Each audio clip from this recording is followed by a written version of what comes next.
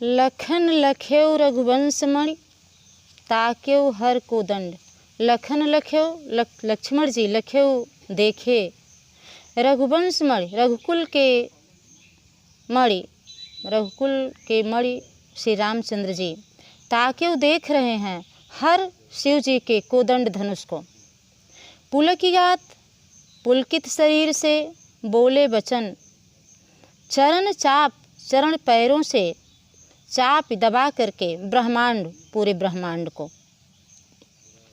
प्रस्तुत पंक्तियों में गोस्वामी तुलसीदास जी ने उस समय का वर्णन किया है जब रामचंद्र जी सीता जी की विकलता को देख करके धनुष की तरफ ऐसा देखते हैं जैसे लगता है कि धनुष तोड़ना इनके लिए हंसी खेल है, बहुत ही आसान है। तो इस बात को उनके छोटे भाई लक्ष्मण समझ जाते हैं कि रामचंद्र जी अब धनुष को तोड़ना चाह रहे हैं। तो उस समय का वर्णन उनके मन में क्या भाव उत्पन्न होता है, लक्ष्मण जी क्या करते हैं, क्या कहते हैं, उसका वर्णन गोस्वामी तुलसीदास जी ने किया है कि लखन लख्यो रघुवंश मणि ताक्यो हर को दंड।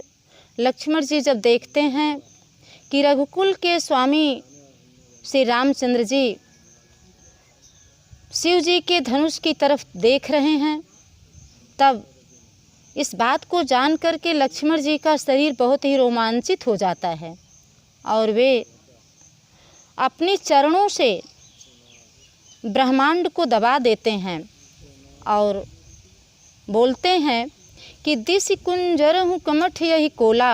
सभी देवताओं को कैसे कहते हैं कि हे दिग्गजों, हे कच्छपराज, हे शेषनाग। आही सर्प होता है यानी शेषनाग, कोला वाराह देवता हैं। धरहु धरनी, धरहु पकड़ लीजिए धरनी पृथ्वी को, धर धीर धैर्य धारण करके न डोला डोलने न पाए, न डोला डोलने न पाए। राम चहई शंकर धन तोरा। लक्ष्मण जी कहते हैं कि हे दिग्गजों, हे कच्छपराज, हे शेषनाग जी, हे वाराह, आप धैर्य धारण करके पृथ्वी को पकड़ लीजिए, डोलने न पाए, क्योंकि राम चहई शंकर धन तोरा। रामचंद्र जी शिव जी के धनुष को तोड़ना चाह रहे हैं। हो सजग सुनी आयस मोरा, इसलिए मेरे आदेश को सुन करके, आयस माने आज्ञा, आदेश, हो सजग, सजग हो जाइए, सतर्क हो जाइए। इसलिए आप लोग मेरे आदेश को सुन करके इस कार्य को में सतर्क हो जाइए, पृथ्वी डोलने न पाए, क्योंकि उन्हें विश्वास है कि जिस समय ये धनुष को तोड़ेंगे उस समय पूरा संसार प्रभावित होगा, पृथ्वी आकाश सभी लोग कंपित होंगे। इसलिए वो सबको सजग कर रहे हैं। चाप समीप राम जब आए, जब उस मंच के ऊपर से जहाँ पर शिव जी का धनुष रखा गया है, रामचंद्र जी जब उस धनुष के समीप जाते हैं तो नर नारिन सुर सुकृत मनाए। तो वहाँ पर उपस्थित जनकपुर के जितने भी स्त्री और पुरुष हैं सभी लोग सुर सुकृत, सुर देवताओं को सुकृत अपने पुड़ियों को मनाने लगते हैं। सबकर संशय और अज्ञानु, सभी लोगों के मन में जो संदेह रहता है और जो अज्ञानता रहती है, मंद महीपन माने राजाओं का, कर अभिमानु माने अभिमान, मंद हो जाता है, यानी धीमा हो जाता है, कम हो जाता है। जिस समय रामचंद्र जी धनुष को तोड़ने के लिए मंच पर से धनुष के पास आते हैं, उस समय वहाँ पर जनकपुर में उपस्थित नर और नारी सभी लोग देवताओं को मनाने लगते हैं और अपनी पुड़ियों को मनाने लगते हैं, पुड़ियों की याद करने लगते हैं। सभी लोगों का संदेह, सभी लोगों की अज्ञानता तथा राजाओं का अभिमान सब मंद पड़ जाता है, फीका पड़ जाता है, कम हो जाता है। भृगुपति केरी गर्भ गरुआई, भृगुपति जी परशुराम जी का गर्व घमंड गरुआई बढ़ जाता है, परशुराम जी का घमंड बढ़ जाता है, कठिन हो जाता है। सुर मुनिवरन केरी कदराई, तथा देवता लोग, मुनि लोग कंदराओं में कदराई यानी कातरता को दिखाने लगते हैं। सिय कर सोच जनक पछतावा, सीता जी सिय कर सोच जनक पछतावा, रानिन कर दारुण दुख दावा। सीता जी के विषय में सोच करके जनक जी के अंदर पश्चाताप होने लगता है तथा सीता जी की माता जो हैं उनका कष्ट जो है वह बढ़ जाता है, भयंकर हो जाता है। शंभु चाप बड़ बोहित पाई, और शिव जी का धनुष बहुत ही भारी है, चढ़े जाए, चढ़ना चाहते हैं सभी लोग संग बनाई, समाज बना करके, संग साथ समाज बनाई बना करके।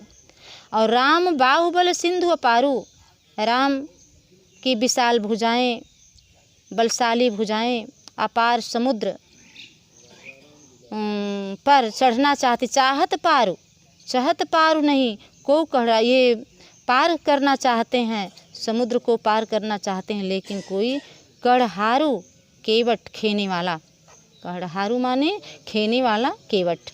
अब देखिए यहाँ से अर्थ प्रस्तुत पंक्तियों में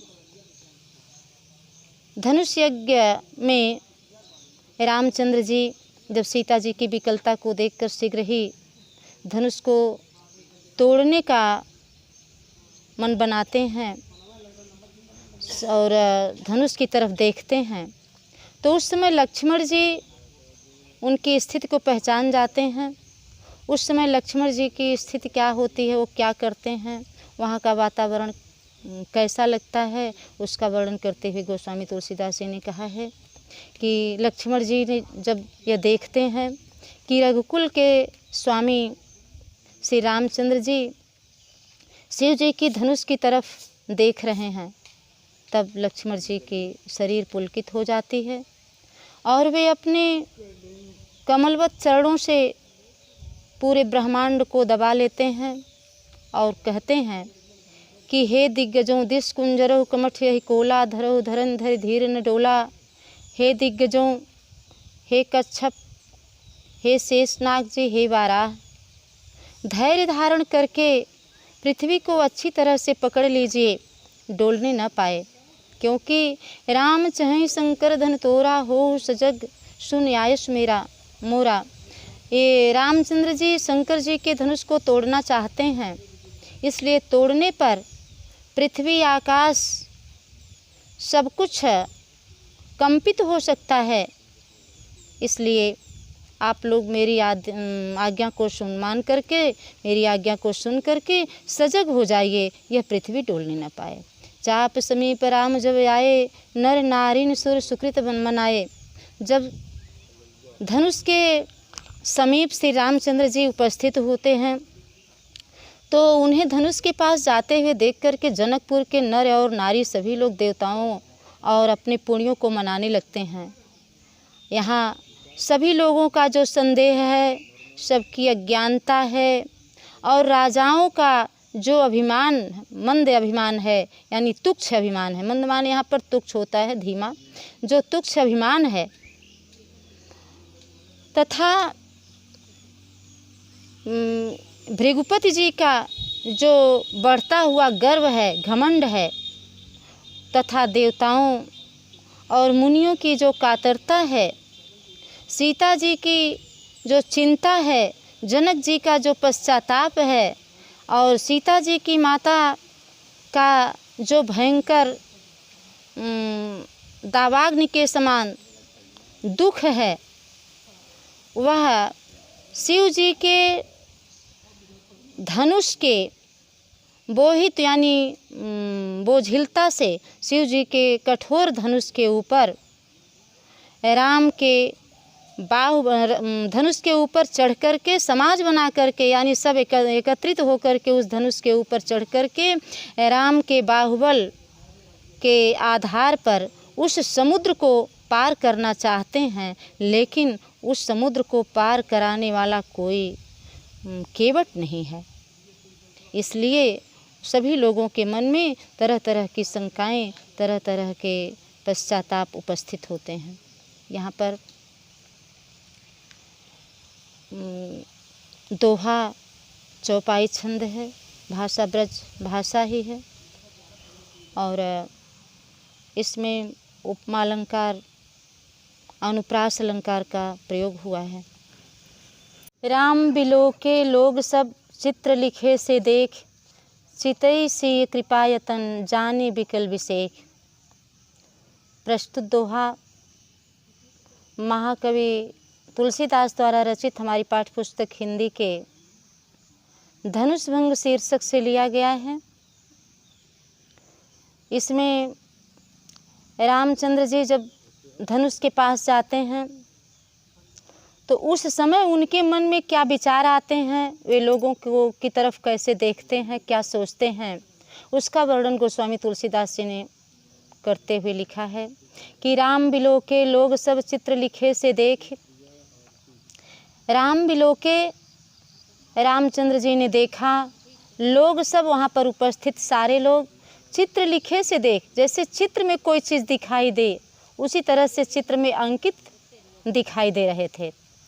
चितई सी कृपायतन, कृपा के सागर भगवान रामचंद्र जी जब सीता जी की तरफ देखे तो जानी विकल विशेष, तो उनके विकलता को विशेष रूप से देखे। उन्होंने देखा कि सीता जी विशेष रूप से विकल हैं, दुखी हैं। विशेष विकल, विकल दुखी, विशेष विशेष रूप से। देखी विपुल सकल वैदेही, देखी उन्होंने देखा विपुल संपूर्ण रूप से, पूरी तरह से, विकल वैदेही सीता जी को दुखी। उन्होंने पूरी तरह से जब सीता जी को दुखी देखा तो निमिष विहात, एक एक क्षण विहात बीतने लगा, कल्पसम, कल्प के समान, युगों के समान, कल्प सम माने युगों के समान, ते ही माने उनका। त्रिसित वार, त्रिसित प्यासा, वार बिन, पानी के बिना, पानी के बिना प्यास, जो यदि तन त्यागा, शरीर को छोड़ देता है, पानी के बिना प्यासा व्यक्ति यदि शरीर को त्याग देता है, छोड़ देता है, तो मुए करह का सुधा तड़ागा, मुए मर जाने पर करह का क्या कर सकता है, सुधा तड़ागा, अमृत रूपी तालाब, अमृत के तालाब में का वर्षा सब कृषि सुखाने। उन्होंने सोचा कि खेती के सूख जाने पर, कृषि सुखाने, खेती के सूख जाने पर का वर्षा, वर्षा होकर क्या करेगी, वर्षा का क्या महत्व है। समय चुके पुण्य का पछताने, और समय बीत जाने पर पश्चाताप करने से क्या फ़ायदा। असजिए जानी, ऐसा मन में विचार करके, असजिए जानी ऐसा मन में विचार करके जानकी देखी, जानकी जी की तरफ उन्होंने देखा तो प्रभु पुल के लख प्रीति विसेखी, प्रभु पुल के भगवान रामचंद्र जी का शरीर पुलकित हो गया, लख देख करके प्रीति विसेखी, विशेष प्रेम को। तो सीता जी के मन में इनके प्रति विशेष प्रेम था, अपने प्रति विशेष प्रेम को सीता जी के अंदर देख करके उनका शरीर पुलकित हो गया। तब गुरु ही प्रणाम मन ही मन कीन्हा, तब मन ही मन श्री रामचंद्र जी ने अपने गुरु को प्रणाम किया। कोई भी कार्य करने के बाद पहले किसी वंदना, गुरु जो है सर्वश्रेष्ठ होता है, हर क्षण गुरु की याद, गुरु का सम्मान सबके लिए कितना महत्वपूर्ण है। गोस्वामी तुलसीदास जी ने बालकांड में श्री रामचंद्र जी के चरित्र से आपको बहुत अच्छी सीख दिया है कि अपने गुरु का, अपने माता पिता का, अपने परिवार में, परिवार से बाहर बड़े लोगों का, छोटे लोगों का कैसे सम्मान करना चाहिए, किस तरह से सबके साथ व्यवहार करना चाहिए, कैसी क्षमाशीलता होनी चाहिए, इन सारी बातों का शिष्टाचार के रूप में गोस्वामी तुलसीदास जी ने रामचरितमानस को भर दिया है। और इस छोटे से अनुच्छेद में आपको उन्हें, उनके क्रियाकलापों को, उनके अनुशासन के विषय में आपको भी सीख दिया है कि गुरु ही प्रणाम मन ही मन कीन्हा।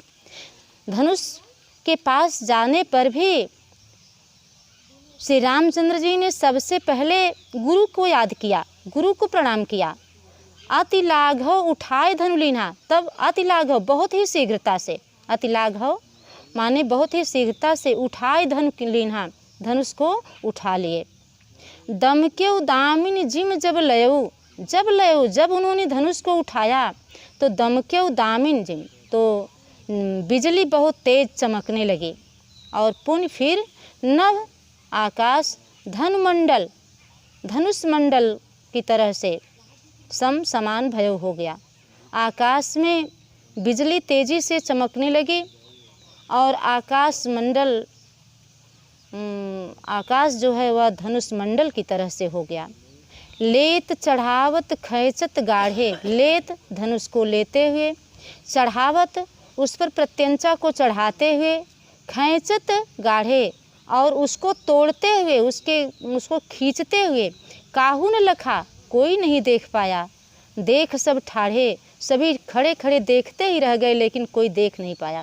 कहने का मतलब कि श्री रामचंद्र जी ने यह कार्य धनुष को उठाना, उसकी प्रत्यंचा को चढ़ाना, उसको तोड़ना, ये कार्य इतना शीघ्रता से किए कि वहाँ पर सारे लोग उपस्थित थे देखने के लिए, लेकिन कोई उसको खड़े खड़े सभी लोग रह गए, कोई देख नहीं पाया। तेहिक्षण राम मध्य धनु तोड़ा, उसी क्षण रामचंद्र जी ने धनुष को तोड़ दिया सभी लोगों के बीच, पूरी सभा के बीच। भरे भुवन धुनि घोर कठोरा, और पूरी पृथ्वी में कठोर आवाज़ होने लगी। भरे भुवन, पूरी पृथ्वी पर, घोर कठोर, ये देखिए छंद है कि भरे भुवन घोर कठोर रव रविबाज तज मारग चले, चिक्करहि दिग्गज डोल मही अहि लोल कुरुम कोल कुरुम कलमले। सूर्य असुर मुनिकर कान दीन्हे, सकल बिकल विचारहि, कोदंड खंडेउ राम तुलसी जयति वचन उचारहि। अब इस छंद में भरे भुवन, पूरी पृथ्वी में, घोर कठोर, बहुत ही तेज रव आवाज़ होने लगी। रविबाज तज, सूर्य, बाज माने घोड़ा होता, सूर्य की किरणें, तज छोड़ करके मार्ग चले, यानी आकाश में भी कंपन होने लगा। तो सूर्य की किरणें जो हैं वह रास्ते छोड़ करके चलने लगे, उनमें भी कंपन होने लगा, वे अपने स्थान से हट गए। चिक्करहि दिग्गज डोल मही, वहाँ पर तरह तरह की आवाज़ होने लगी, चिक्कार होने लगा। दिग्गज डोल मही, पृथ्वी डोलने लगी। अहि कोल कुरुम कलमले, वहाँ पर सर्प, कोल, किरात, वाराह, ये सब लोग कलमलाने लगे, जितने भी जीव जंतु थे।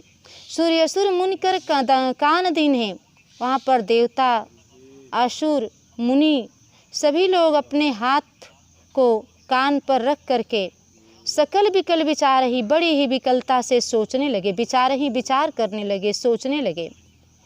कोदंड खंडेउ राम तुलसी जयति वचन विचार ही, वे लोग विचार करने लगे, सोचने लगे कि धनुष को खंडेउ माने तोड़ दिया रामचंद्र जी ने। वे सोचने लगे कि रामचंद्र जी ने, इतना आवाज़ हो रही है और ये रामचंद्र जी ने धनुष को तोड़ दिया। तुलसीदास जी कहते हैं ऐसा जान करके वहाँ सभी लोग जयति जय उचार ही, जय जय कर रामचंद्र जी की जय जयकार करने लगे। फिर से देखिए, राम बिलो के लोग सब चित्र लिखे से देख, प्रस्तुत पंक्तियों में धनुष यज्ञ में धनुष के पास उपस्थित होने पर रामचंद्र जी की स्थिति का वर्णन करते हुए कवि गोस्वामी तुलसीदास जी कहते हैं कि रामचंद्र जी ने जब वहाँ पर उपस्थित सभी लोगों को देखा तो उनको देखने में सभी लोग ऐसे लग रहे थे जैसे सभी लोग एक चित्र में अंकित कर दिए गए हों। चित्र की तरह से वहाँ पर उपस्थित सभी लोग उनको दिखाई दे रहे थे। सभी लोगों को देखने के बाद वे चितई सीय कृपायतन जानी विकल विषय, तब वे कृपा के सागर भगवान रामचंद्र जी जब सीता जी की तरफ देखते हैं तो सीता जी को वे विशेष रूप से विकल देखते हैं। ऐसा लगता है कि सीता जी उस समय बहुत विशेष रूप से दुखी दिखाई देती हैं। उनकी स्थिति को देखकर उनके मन में क्या भाव उत्पन्न होते हैं उसका वर्णन कवि ने करते हुए लिखा है कि देखी विपुल विकल वैदेही निमिष विहात कल्प समतेही। जब वैदेही यानी सीता जी को बहुत अधिक दुखी श्री रामचंद्र जी ने देखा तो निमिष विहात कल्प समदेही, तो उनका तेही माने उनका एक एक क्षण कल्प के समान, युगों के समान बीतने लगा। जब उन्होंने सीता जी को विशेष रूप से अधिक विकल देखा तो उनका एक एक क्षण युगों के समान बीतने लगा। वे सोचने लगे कि त्रिसित वार बिन जो तनु त्यागा, मुए करहि का सुधा तड़ागा।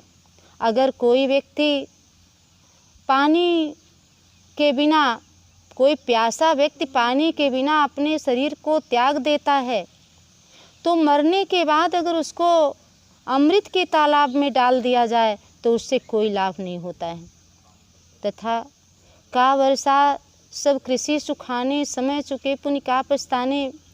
जब पानी के बिना पूरी खेती सूख जाती है तो खेती के सूख जाने पर वर्षा का कोई महत्व नहीं होता है, वर्षा होने से कोई लाभ नहीं होता है। उसी प्रकार से किसी भी कार्य का समय जब समाप्त हो जाता है तो बाद में पश्चाताप करने से कोई लाभ नहीं होता। अस जिय जान जान की देखी, प्रभु पुल के लख प्रीति विसेखी। अपने हृदय में जानकी जी की स्थिति को देख करके श्री रामचंद्र जी का शरीर पुलकित हो जाता है। उनके विशेष प्रेम को देख करके वे धनुष तोड़ने से पहले गुरहि प्रणाम मनहि मन कीन्हा, सबसे पहले अपने मन में गुरु को प्रणाम किए। इसके बाद अति लाघव उठाए धन लीन्हा, बड़ी ही शीघ्रता से वे धनुष को उठा लिए। जैसे ही अपने हाथ में उन्होंने धनुष को उठाया, दमकेहु दामिनी जिम जब लयहु, पुनि नभ धनु मंडल संभयहु। जैसे ही धनुष उनके हाथों में गई, आकाश में भयंकर बिजली चमकने लगी, आकाश धनुष मंडल के समान हो गया। वे धनुष को लेत चढ़ावत खैंचत गाढ़े, काहु न लखा देख सब ठाड़े। वे धनुष को हाथ में कब लिए, उसकी प्रत्यंचा को कैसे चढ़ाए, कब उसको तोड़े, वहाँ पर खड़े खड़े सभी लोग देखते ही रह गए, लेकिन कोई उसको समझ नहीं पाया। तेहिछन राम मध्य धनु तोरा, भय भुवन धुनि घोर कठोरा। उसी क्षण वहाँ पर सभी लोग उपस्थित देख रहे थे। उसी क्षण सभी लोगों के बीच पूरी सभा में रामचंद्र जी ने धनुष को तोड़ दिया और पूरी पृथ्वी पर कठोर ध्वनि होने लगी। भरे भुवन को घोर कठोर रो, रविबाज तज मारग चले। चिक्करहि दिग्गज डोल महि अहि कोल कुरुम कलमले। पूरी पृथ्वी पर धनुष टूटते ही पूरी पृथ्वी पर घोर आवाज़ होने लगी। सूर्य की किरणें ते अपने रास्ते को छोड़ करके दूसरी तरफ चलने लगी। जितने भी हाथी घोड़े थे चिल्लाने लगे, पृथ्वी डोलने लगी, सर्प कोल किरात सभी कलमलाने लगे। सूर्य असुर मुनि कर कान दीन्हे, सकल विकल विचारहीन।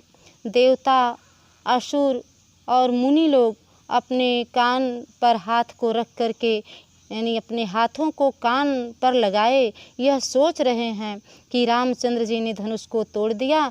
ऐसा जान करके तुलसीदास जी कहते हैं कि वहाँ पर उपस्थित देवता, मुनि, राक्षस सभी लोग रामचंद्र जी की जय जयकार करने लगे। अब यहीं पर आज का कार्य समाप्त होता है। इसमें छंद, दोहा और चौपाई है, श्रृंगार रस है, भाषा ब्रज भाषा है और अनुप्रास अलंकार का प्रयोग हुआ है। यहाँ जन उत्प्रेक्षा अलंकार भी है।